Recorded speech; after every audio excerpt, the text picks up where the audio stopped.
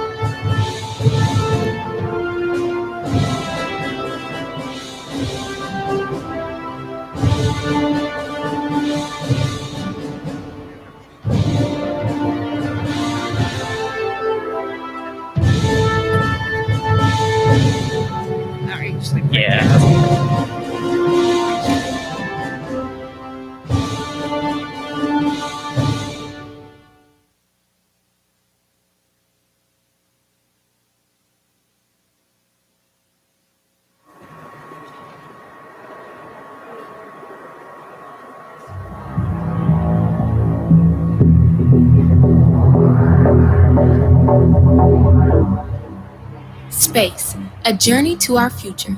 is a highly interactive exhibit that ignites the desire for space exploration and discovery, sparking imaginations and inspiring new generations of explorers to dream of the possibilities that lie ahead.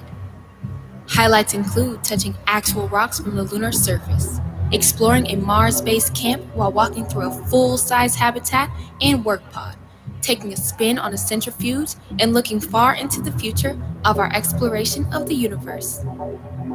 This free exhibit runs from January 28th to September 6th at the National Museum of the U.S. Air Force, open from 9 to 5 with free admission and parking. Visit nationalmuseum.af.mil.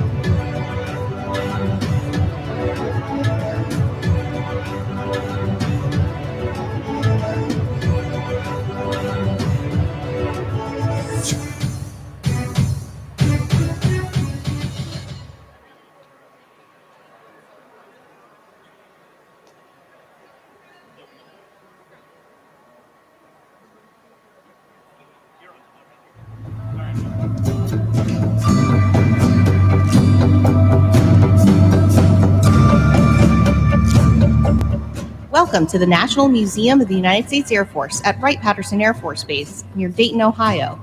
We are the keepers of their stories.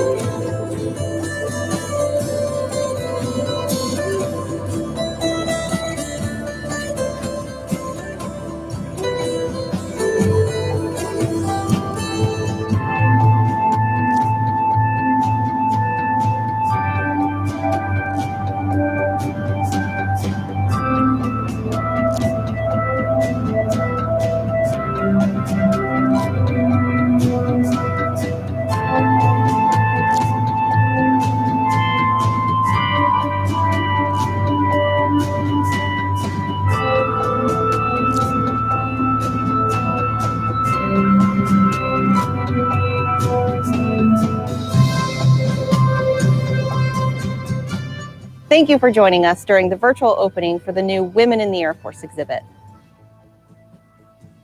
Discover women's U.S. Air Force contributions in each of the galleries, highlighted by brightly colored columns and markers.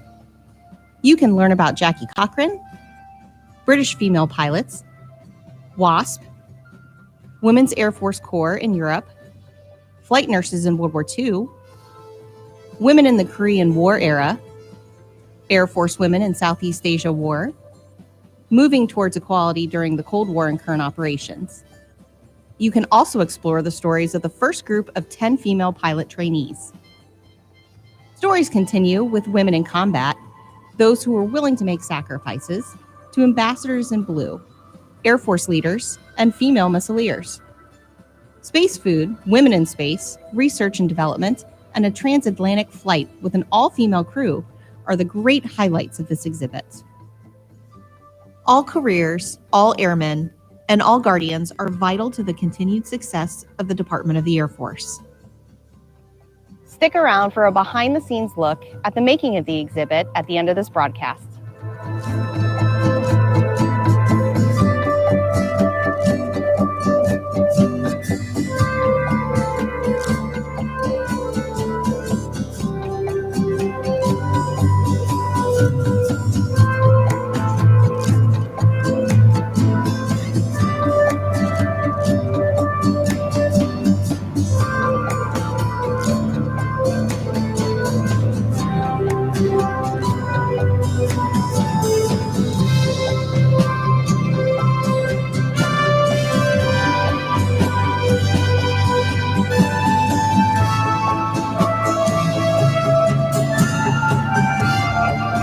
Test. Ladies and gentlemen, we ask that you take your seats at this time and silence all electronic devices, please.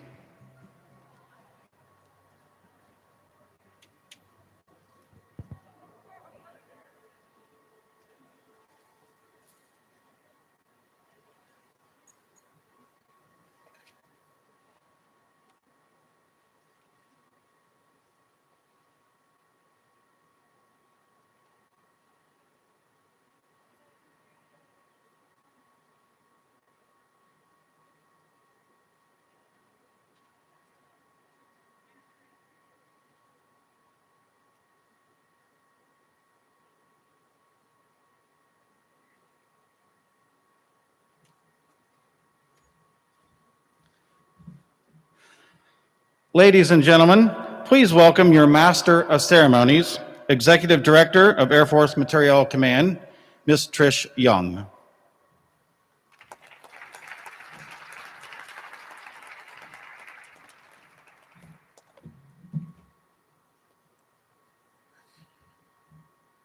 First things first, I gotta be able to see. Good evening and welcome to the official opening of the Women in the Air Force exhibit. It is quite an honor to be your greeter and participating in this exhibit opening.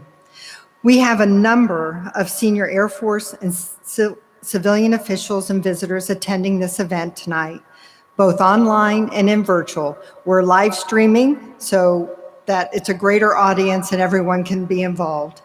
I would like to take a moment to recognize those women who appear in the exhibit and who are here with us tonight. First, our currently serving Chief Master Sergeant of the Air Force, Joanne Bass. Not only the first woman to serve in the position, she is the first woman to serve as a senior listed advisor for a military service. Next, we have General Mary Ann Miller, a long and distinguished career, culminating in her becoming the first Air Force Reserve officer to command an active duty major command when she assumed the duties of the Commander, Air Mobility Command. Welcome, ma'am.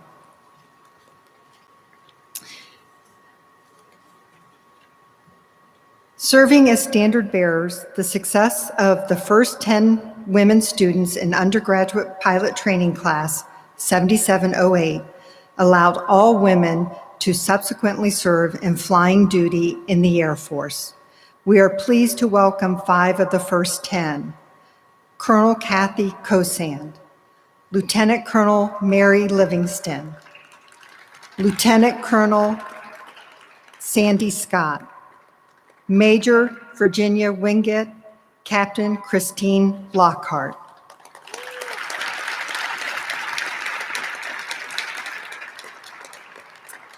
As flying duties expanded from support aircraft to all mission aircraft, other opportunities became available.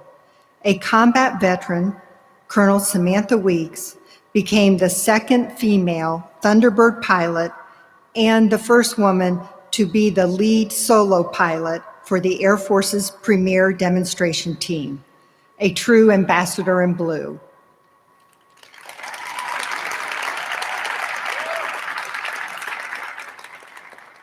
Female medical personnel have served in the armed forces with distinction since World War II. The first woman to receive an Air Medal was an Army Air Force flight nurse. Carrying on in that tradition, Colonel Regina Alney was the medical lead on a C-5 during Operation Baby Lift at the end of the Vietnam War.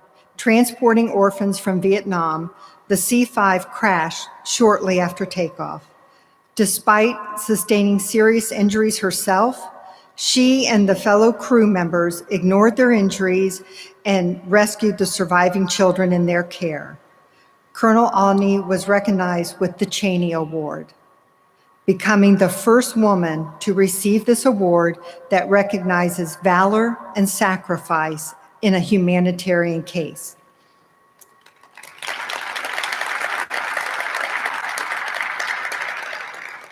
Women today serve in all skills in the Air Force, bringing talent to all mission sets. The first female sniper in the military, we welcome Captain Jennifer Whittekamp.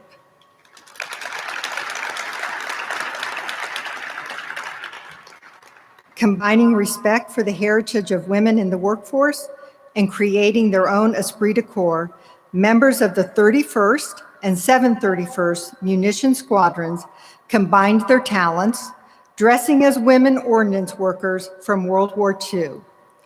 The team won the quarterly bomb building competition at Aviano Air Force Base in January 2020.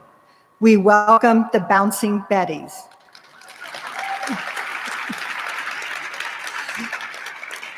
With us is Technical Sergeant Anna Merkel, Staff Sergeant Catherine Clyde, Staff Sergeant Andrew Napati, Airman First Class Aaron Brom, Airman First Class Ashlyn Martin.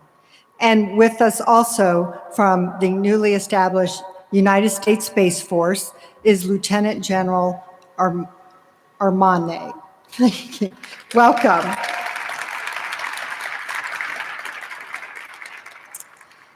And serving as a face of women in the service today, along with Brigadier General Vaught, who worked to establish the Women's Memorial in Washington, D.C., we welcome Captain Andrea Lewis and Senior Master Sergeant Jennifer Bowen. Thank you.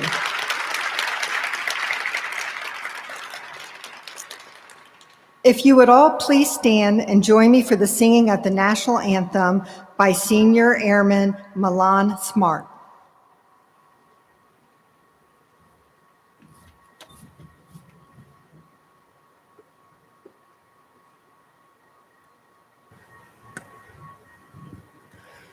Oh, say, can you see by the dawn's early light what so proudly we hailed at the twilight's last gleaming, whose broad stripes and bright stars through the perilous fight o'er the ramparts we watched were so gallantly streaming, and the rockets' red glare, the bombs bursting in air,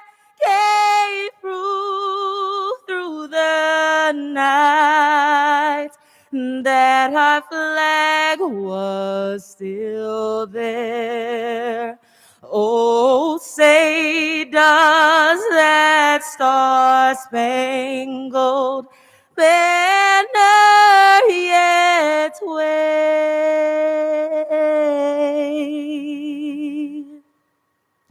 o'er the land of the free and the home of the brave?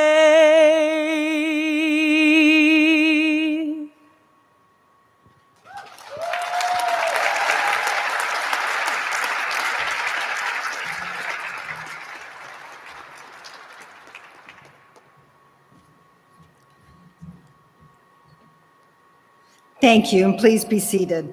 Another round of applause for a great rendition. Thank you, Airman Smart.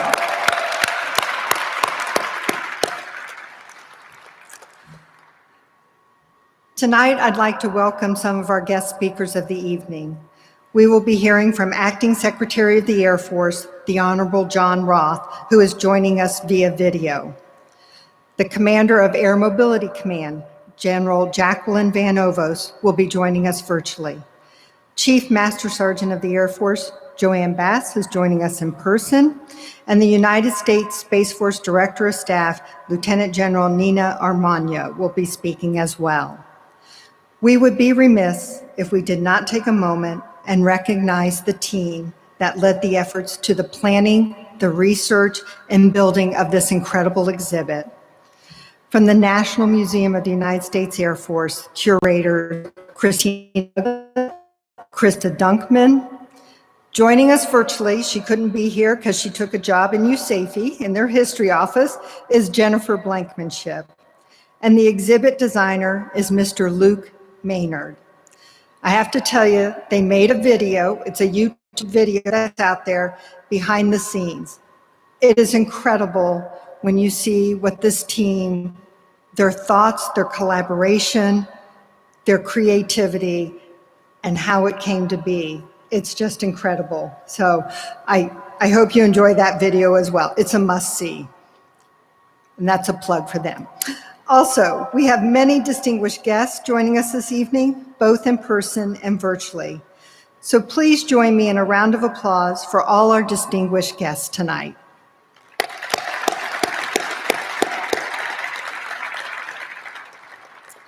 At this time, if you would direct your attention to the screen for comments from Secretary Roth. It is a true honor to join you for this momentous occasion, even if it is virtually. Let me pause to thank those who played an integral role in tonight's event. To the museum staff and volunteers, thank you for your commitment to preserving history and the many hours you dedicate to inspiring visitors. Thank you to the Air Force Museum Foundation and Women in Military Service for America Memorial Foundation. Your leadership and financial contributions to this exhibit allow our story to be told for generations to come. Finally, thank you to the museum's curators and artists, Christina Douglas, Jennifer Blankenship, Krista Dunkman, and Luke Maynard. You helped transform an idea, a concept, into a beautiful reality that honors our women in service. I cannot wait to see the displays in person. Today is a tremendous day for the National Museum of the United States Air Force, for the pioneers featured throughout the exhibits, and for visitors from around the world who will soon marvel at these newly displayed artifacts. Remnants of history that honor the sacrifices, the success, and the strength of Air Force women. For decades, millions of visitors have poured through the front doors of this museum, inspired by the Wright Flyer, the famed Memphis Belle, and Apollo spacecraft. Today, we place the contributions of Air Force women, heroes, alongside these storied relics. General Hap Arnold once remarked, "Your limits are somewhere up there, waiting for you to reach beyond infinity." His visionary words define the essence of the U.S. Air Force, a service with a robust history of reaching beyond infinity, of breaking barriers since its inception. From breaking barriers imposed by gravity, to Chuck Yeager rocketing through the sound barrier, to Joe Kittinger parachuting from the edge of space. Throughout these operational triumphs, the Air Force also smashed through social barriers by leading the charge on diversity. Less than a year after the founding of our Air Force, On the first minute of the first hour of the first day that she could, Esther Blake raised her right hand, swore an oath to defend her nation, and became the first woman to serve in the nascent Air Force. Since that moment, women have been an integral part of our service, protecting democracy, defending freedom, and paving the way for future generations. Today, we pay homage to the women featured in these displays who broke barriers, and we honor all women who have served and continue to serve in the Department of the Air Force. Women like Jackie Cochran, the former director of WASP, the first woman to break the sound barrier and the first woman to receive the Distinguished Service Medal. Susan Struck, who paved the way for women in service to simultaneously be mothers and airmen.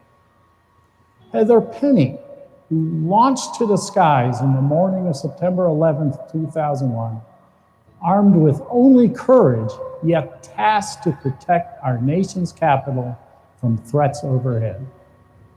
And so many more who have donned the uniform and bravely fought, and sometimes died for our country. It is fitting that their story is now prominently featured alongside other key artifacts that shaped our history and continue to tell the story of the Air Force, reaching beyond infinity and breaking barriers. Women who were once inspired and now motivate the next generation.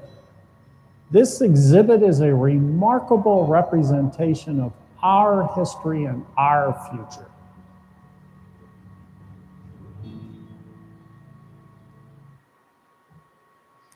Thank you, Secretary Roth.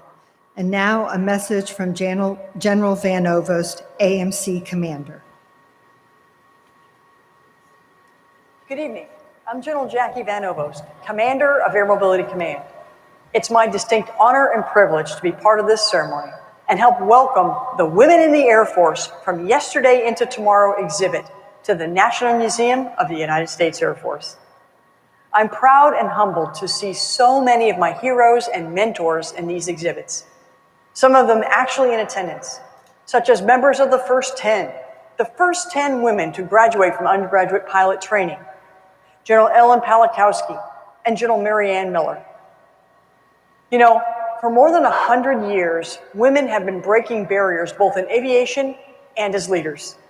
From early aviation pioneers like Harriet Quimby, the first woman in the United States to earn a pilot's license and fly across the English Channel, and Jacqueline Cochran, who, before becoming the founder and director of the WASP program, was the fireball, racing through the skies, setting all kinds of records and breaking countless distance, altitude, and speed achievements held by her male counterparts. And members of the first 10, whose glass-shattering achievement made it possible for all of us who followed. To our modern-day Mach 1 barrier busters like Major General Jeannie Leavitt, our nation's first female fighter pilot and first woman to command a U.S. Air Force combat fighter wing. And Lieutenant Colonel Christine Mao, the first woman to fly the Air Force's newest fifth-generation fighter, the F-35. Not to mention the leadership giants who widened the path along the way, like Major General Jeannie Holm, the first woman to wear a star on her shoulder, General Janet Wolfenbarger, our first female four-star, and General Lori Robinson, the first woman warrior to lead a combatant command. To quote Christine Lockhart, one of our first 10, "If you don't dream big, you don't get very far." Well, these women had big dreams, and they went after them with all their might. But don't get me wrong, while the singular accomplishments of these women are impressive, it's not just those with firsts and onlys to their names who represent the barrier breakers for our Air and Space Force. Just think about the female flight nurses who paved the way for the entire aeromedical evacuation field. Sent to North Africa in 1942, these winged angels were particularly vulnerable to attack as they flew in aircraft used to transport military supplies. Throughout World War II, about 500 medevac nurses watched over nearly 1.2 million patients, saving all but 46 lost en route. During the Korean War, a total of 12,800 WAF officer and enlisted served worldwide. But the only women allowed to serve in the battle zone were, again, our medical air evac nurses. Talk about blazing a trail. It wasn't until 2 years after the war ended in 1955 that men were even accepted into the Air Force Nurse Corps. What all these women have in common, whose strength, sacrifice, courage, and determination can't help but be felt as you look at their pictures and read their stories, is that they didn't set out to break barriers. They set out to do what they loved and to be the best at it.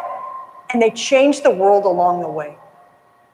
And I bet they'd tell you that your name doesn't have to appear in the headlines or in the history books or even in the halls of this exhibit for you to have made meaningful contributions to the direction and development of our Air and Space Force. While the powerful exhibits throughout this museum perfectly capture and tell amazing stories of so many firsts and so many trailblazers, they fulfill a higher purpose, inspiring the current and next generation of servicewomen, especially the little girls that find themselves standing amongst these giants and say to their parents, I want to be just like them when I grow up. My sincerest thanks to Mr. Tillotson and the countless staff members, volunteers, and private donors who helped create such an amazing exhibit. You are ensuring future dreams become realities. Congratulations, and I can't wait for my next visit to the museum to experience these displays.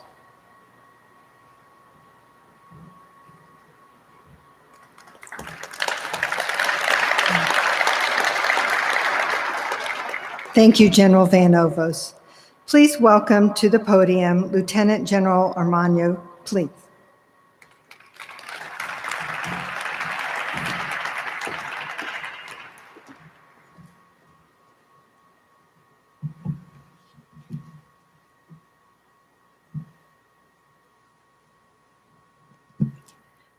Good evening, everyone.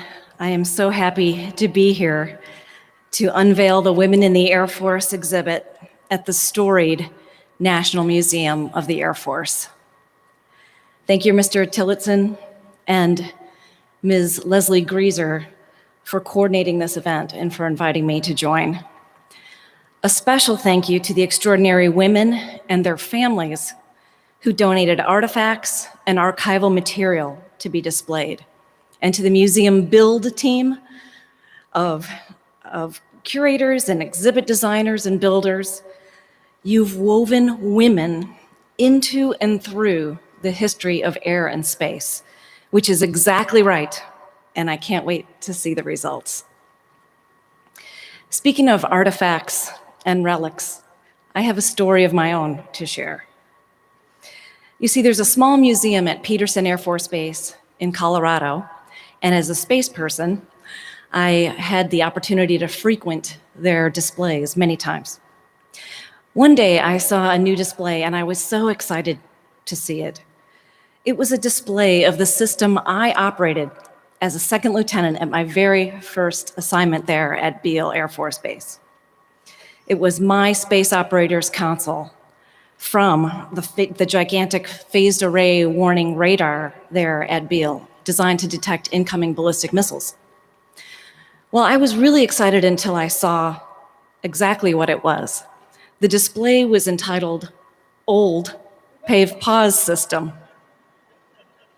But the truth was, it wasn't the old console display.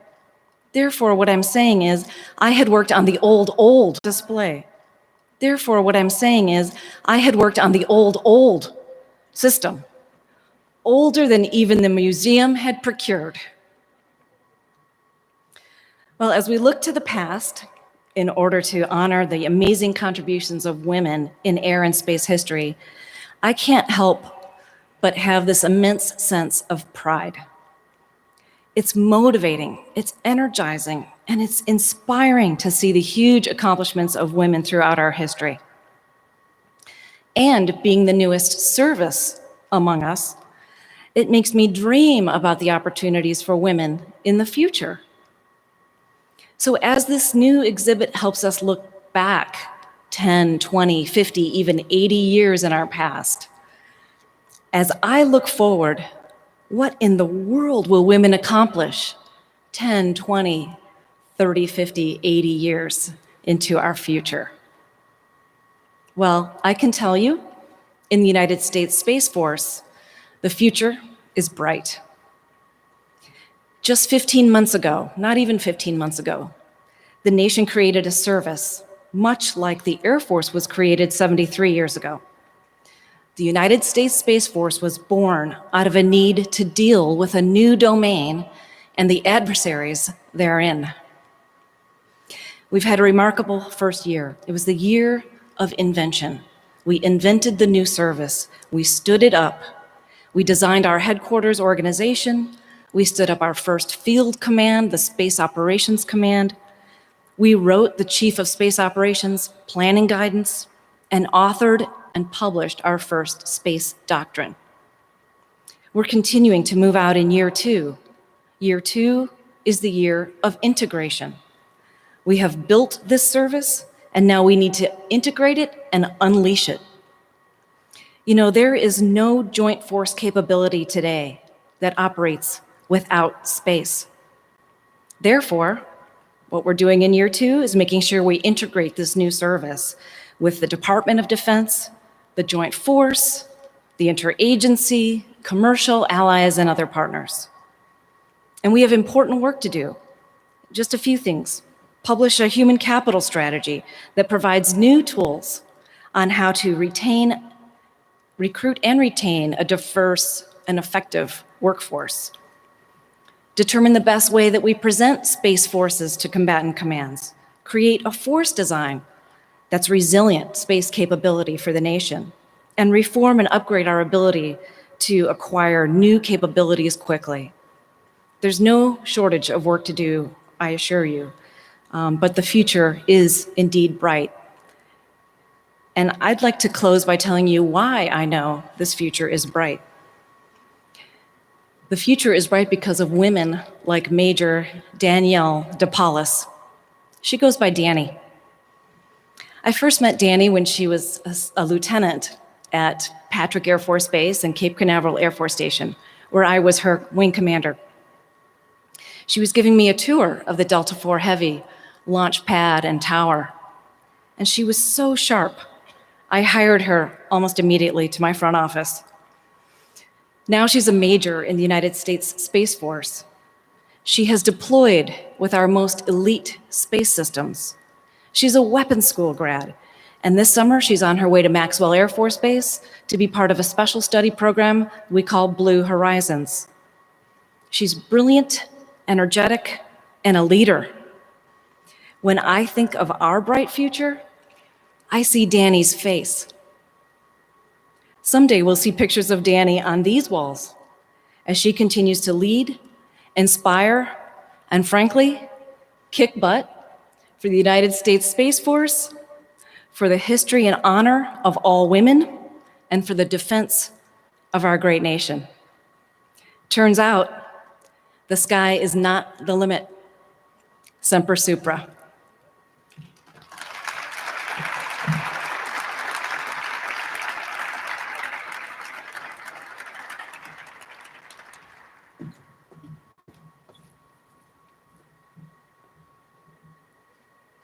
Thank you, General Armano.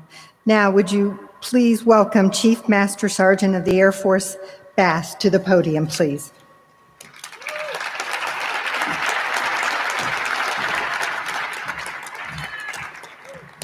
Good evening. That's when y'all are supposed to say good evening. It is indeed a great day to be a United States Airman, especially on an evening where we get to come together and celebrate so very much. It is a joy to be here to all of the Air Force Museum leadership team and all of the many volunteers who made this evening a huge success. Please join me in a round of thank you.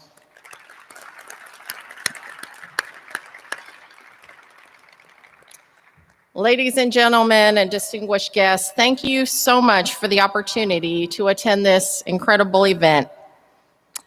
It's no secret that in history of women in the military, that at times it has indeed been an uphill battle.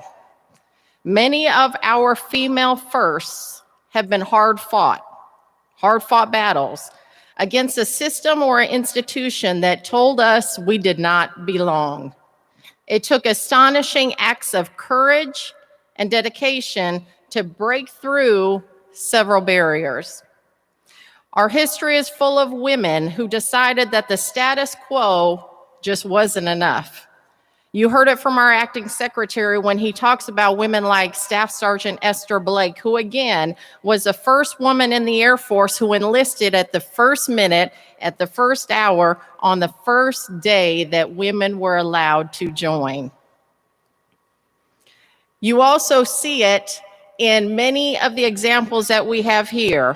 The Bouncing Bettys, Captain Dorothy Elias, Captain Martha McSally are all torchbearers of an incredible legacy that continue on this day. And that includes many of the firsts that were named here already by Mrs. Young. And if you were one of those firsts, I'm going to ask you to stand up so that we can acknowledge you.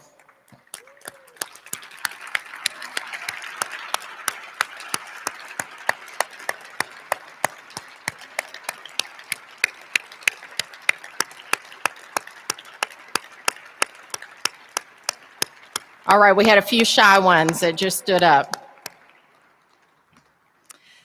This exhibit tonight is a testament to your will, your determination, your energy, your unyielding spirit in the face of adversity, and it should be a lesson for future generations that we will continue to break barriers and shatter the glass ceilings.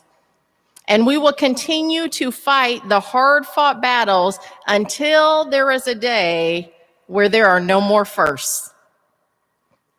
And we will do this, again, for the present and the future generations. For airmen like A1C Ashley Gutierrez, who's here this evening, for airmen that I met this earlier today, Senior Airman Kayla DeKito, and for the senior airmen who graced us with the national anthem.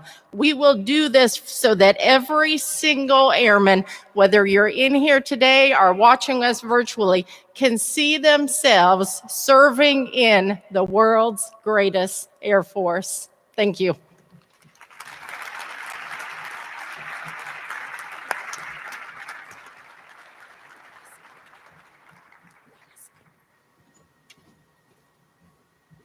Thank you, Chief Bass.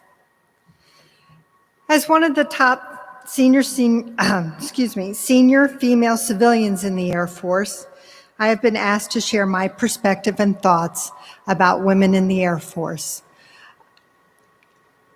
The key, I think, for the Air Force is when we talk about airmen, we talk about military and civilians. They are synonymous. Just as we have had women like tonight that we're honoring, break barriers across the service, there have been, I like to think of the women as they're all mentors, they're all leaders, they are all looking to change our path and give people opportunities that they did not think they would have. This year, I will reach 36 years of service in the Air Force. I was an Air Force brat. And my dad was a B-52 pilot. And in his twilight of his career in the Air Force, he was stationed here at Wright-Patt. And he taught at AFIT, and he worked in foreign technologies. So I grew up here, went to Wright State, I graduated, I was part of the faculty and an academic advisor for 3,000 freshmen, making sure they stayed in school and got good grades. I needed a change. So kind of looking right across at Wright-Patt, I'd been to the museum since I was 5 years old.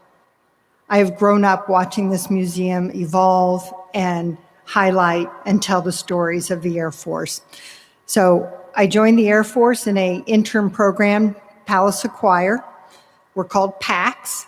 That program today is still our key program that brings civilians into the Air Force and puts them on a career path to serve right along with the military. It's a different type of serving, but it is something that still gives you that pride and accomplishment, and just have so many opportunities. I started at Air Force Logistics Command then, and I was there for 8 years. I had an incredible start with people like Ruth Tyree and Dorothy Tuck and Rick Reed and Howard English, not only teaching me about the Air Force, about the core values, but about leadership, collaboration, and teamwork. I moved on to a combatant command, the U.S. Transportation Command. The joint world just took my game to the next level because I had friends and peers and leaders. One of my best battle buddies became the Joint Staff J4, Lieutenant General Kathy Gainey. One of our fellow commanders, Major General Ann Dunwoody, became the Army's first female 4-star. At the time, I was in awe of them, but when you think back from where they came and what they achieved and where they took women in service and our country, it's just inspiring. They taught me so much that when I came back on the Air Force side and went to the 5-sided puzzle palace, the Pentagon, I got to work and learn from General Alan Pelikowski, General Mary Ann Miller, and General Van Ovost.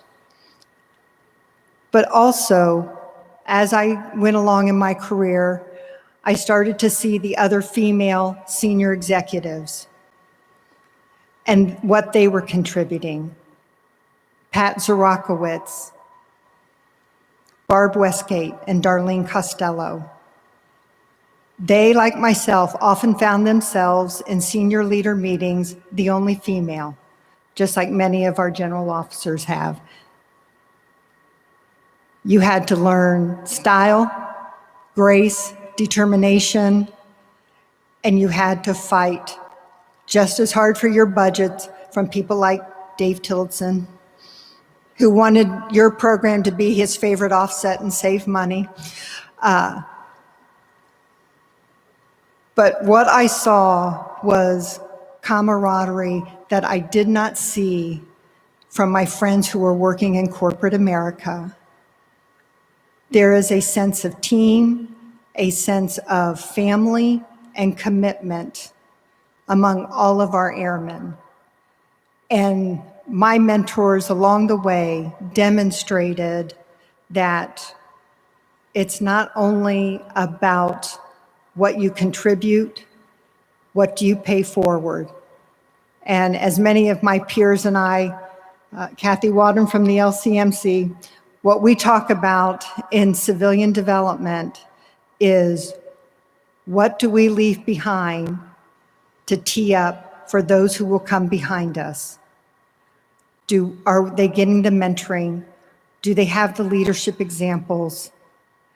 How far can they go when it's their turn? And so I'm incredibly grateful. I'm very proud.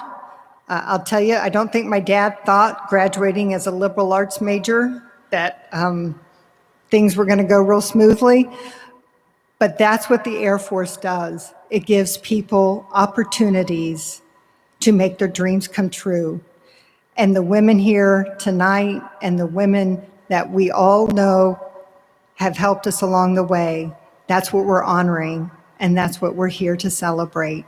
So again, to Mr. Tillotson and the museum, to the team, the exhibit is incredible. I look forward to ending the official portion so everyone can go see and take pictures and tell their stories.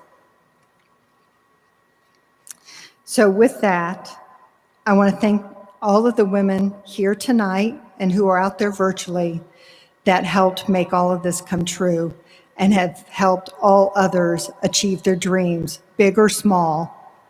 You gave them the motivation, you gave them advocacy, so thank you for that. So next, we're going to conclude our formal program, but I'd like to have final comments from the curators of the exhibit, and I'd like to welcome Ms. Christina Douglas to the stage. Thank you.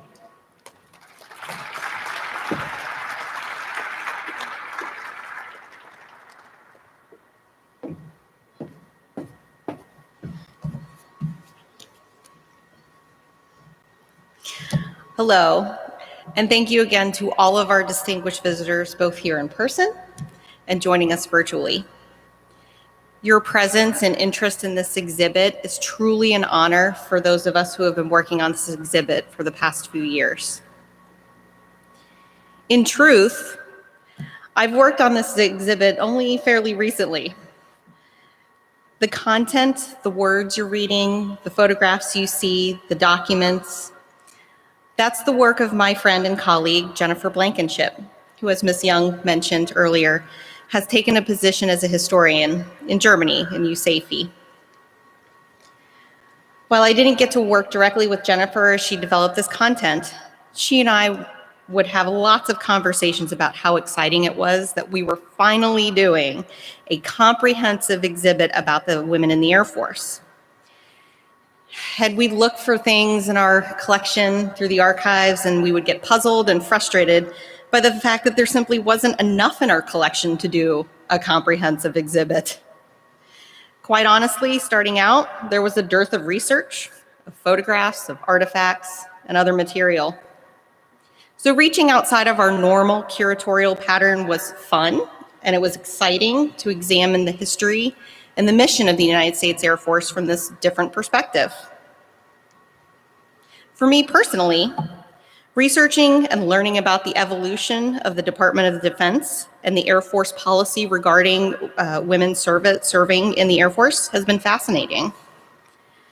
From attitudes related to the very first female aviators, to the WASPs, to the Women's Air Force, from the changing maternity policies, updating and then terminating combat exclusion policies. And along this journey, there have been so many incredible women who have become part of something bigger, served as role models and leaders, who constantly worked to break free of gender biases. They were not afraid to push boundaries, and they refused to accept no, and they created a path for so many more to follow. Women such as Jeannie Holm, Marcelette Harris, Grace Peterson, Jeannie Leavitt, Shauna Kimbrell, Salha Jabin, the incredible women, the first 10, quite honestly, everyone I'm seeing in the audience right now in this room, they, you, and so many other women are shining examples of how you can go after your dreams and throw open a few doors while you're doing it. The result? Well, in terms of policy, today we can say that all military occupations are open to women, without exception. As a mother of 2 daughters, that is something I'm incredibly proud and that I'm able to say to them, that they can join the Air Force or the Space Force, and they can be anything they want to be, without exception. Speaking of mothers and daughters, and role models and leaders, Jennifer and I often discussed our very own special women in the Air Force. For Jennifer, it's her mother, Dolores, who retired from the Air Force as a master sergeant after 21 years of service as an admin specialist. For me, it's my mother, Stephanie, who will 100% downplay this if you ask her, was enlisted and trained as a helicopter mechanic and worked on UH-1Ns.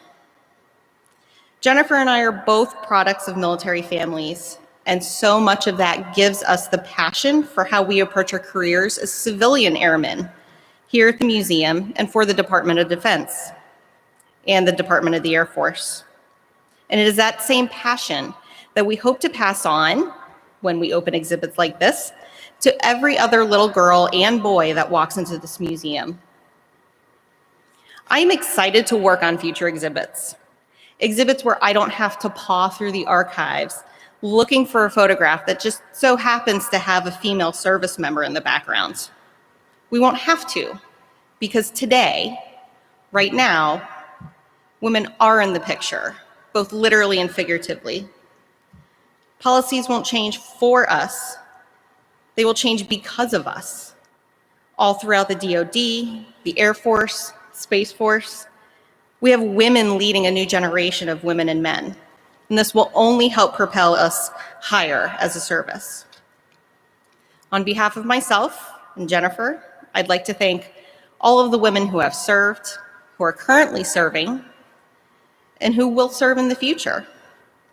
You embody leadership, integrity, commitment, self-respect, whether you're a senior airman or 4-star general. You inspire. And I thank you for the opportunity to be an incredibly small part of collecting, preserving, and presenting your history. Thank you.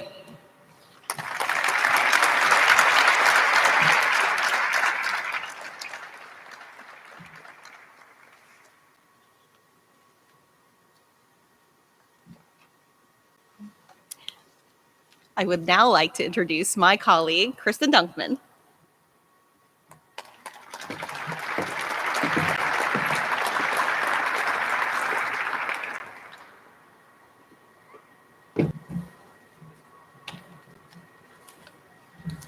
Good evening, everyone. I'm so thrilled for you all to finally see what we've been working on, and I hope you enjoy your time here tonight. As the collections curator for this exhibit, I worked on procuring, selecting, and preparing all of the artifacts you'll see on display. Artifacts are at the heart of every museum because artifacts carry with them both memory and possibility. We hold on to objects from the past because they remind us of a certain time, a specific place, a loved one. They are a symbol of how that person, place, or time has shaped us and signify not only where we come from, but how far we've traveled since. Objects serve as a touchstone for the stories we tell and give a physical presence to history that words alone cannot. But how do we choose which stories get told? Which objects get to take up that physical space? The stories of women often get very little of it because, as it turns out, history is not written by the winners. It is written by those on the winning team with the most power. But women have always been on the team. They were there as nurses on the front lines in World War I. They were there as WACs and WASPs during World War II. Esther McGowan Blake, as we've heard several times this evening, was there on the first minute of the first hour of the first day women were allowed to enlist in the Air Force. Women took whatever scraps of power were given to them and proved their worth at every step. They fought consistently to build on the progress of those who came before them and to redefine the possible for those who would follow after. For too long, women and girls have walked through these doors and seen nothing of themselves reflected back at them, but that changes today. A few weeks ago, I was walking through the small hallway that leads to this hangar. I noticed a young girl and her grandparents looking at the panel that features the photos and titles of our current Air Force leadership. The grandfather was pointing to each person, looking at the photos and titles, and reading off the names to his granddaughter. But she was looking at the ground, not at all interested. But then he got to the Chief Master Sergeant of the Air Force and read off Joanne Bass's name. The grandmother said, "Look, she's a woman." The little girl looked up and excitedly exclaimed, "Like me." Seeing that young girl realize that someone like her could achieve so much is something that will stick with me for years to come and exemplifies why this exhibit is so important. By giving the stories and artifacts of women their much-earned place at the National Museum of the United States Air Force, we show young girls that in the future, the Air Force will have a place for them too. I would like to thank our museum leadership for recognizing that this exhibit was long overdue and for trusting myself, Jennifer Blankenship, Luke Maynard, and Christina Douglas, and countless other colleagues to help bring it to fruition. Thank you for saying, "That sounds cool," instead of "That sounds crazy," when I told you I wanted to bring a 320-pound concrete duck from Tucson, Arizona to write Pat. But most importantly, thank you to the women in this exhibit for giving us stories to tell. Thank you to the ones who donated artifacts years ago, knowing how important they were before anyone else did. And thank you to the ones who responded so generously to my cold calls and emails with fantastic objects to help tell your stories. This exhibit is for you and because of you, and I truly hope we have made you proud. Thank you.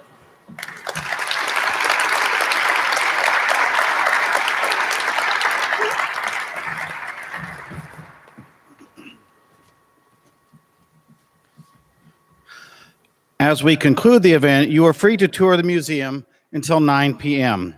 There are docents at each of the milestone exhibits. Our virtual audience can join the tour by visiting the museum website and downloading a virtual tour of the exhibit. Under normal circumstances, we would all sing the Air Force song. However, for the health and safety of our guests instead, please join the hearing of the song sung by Senior Airman Malon Smart of the Air Force Band of Flight.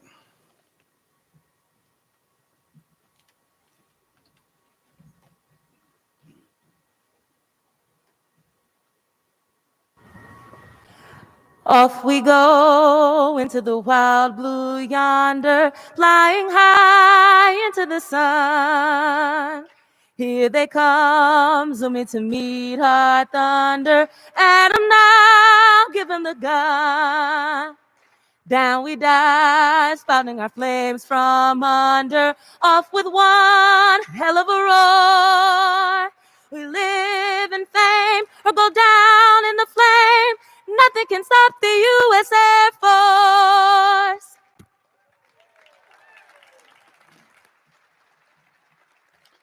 A special thank you to our Air Force Museum Foundation, the Royal Air Force Museum American Foundation, and everyone who contributed to the success of this event and exhibit.